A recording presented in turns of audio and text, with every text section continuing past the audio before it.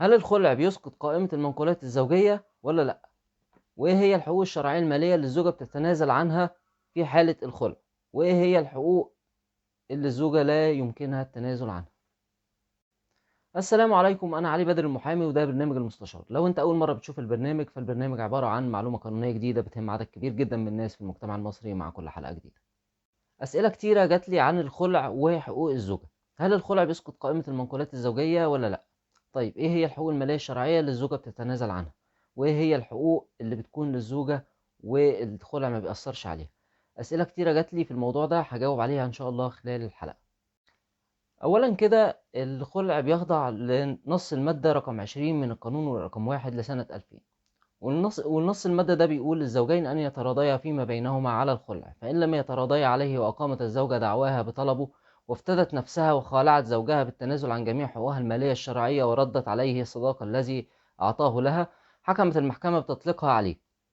وبعد أن تقرر الزوجة صراحة أنها تبغض الحياة الزوجية مع زوجها وأنه لا سبيل لاستمرار الحياة الزوجية بينهم، وتخشى ألا تقيم حدود الله بسبب هذا البغض، ولا يصح أن يكون مقابل الخلع إسقاط حضانة الصغار أو نفقتهم أو أي حق من حقوقهم. دي المادة اللي بيستند ليها الخلع. طيب أول حاجة بالنسبة لقائمة المنقولات الزوجية، ده أول سؤال جالي. قائمة المنقولات الزوجية، الخلع لا يؤثر أي تأثير على قائمة المنقولات الزوجية. قائمة المنقولات الزوجية بتخضع لنص المادة 341 من قانون العقوبات، ودي اللي بتحكم جريمة التبديد.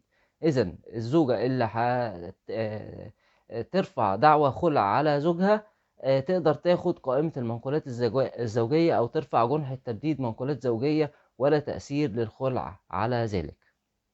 طيب هنتكلم بقى على الحقوق المالية الشرعية اللي اتكلمت عنها نص المادة 20 من القانون رقم 1 لسنة 2000 اللي بتتنازل عنها الزوجة.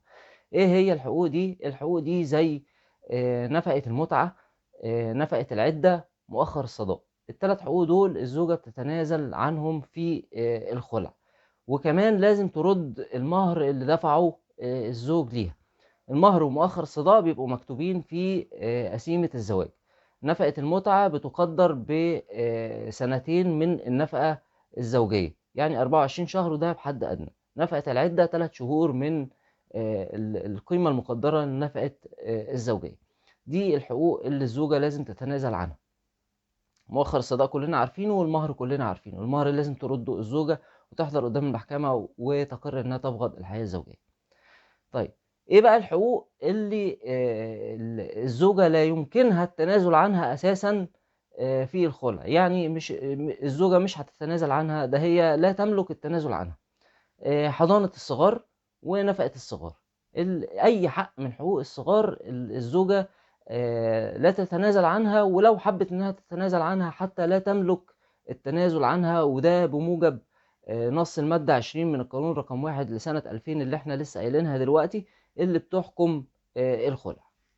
كده أنا جاوبت على كل الأسئلة اللي جات لي عن الخلع وحقوق الزوجة لما هترفع قضية خلع أو يتم تطليقها خلعا. لو لسه عندك أي سؤال اكتبي لي في الكومنت وهرد عليك.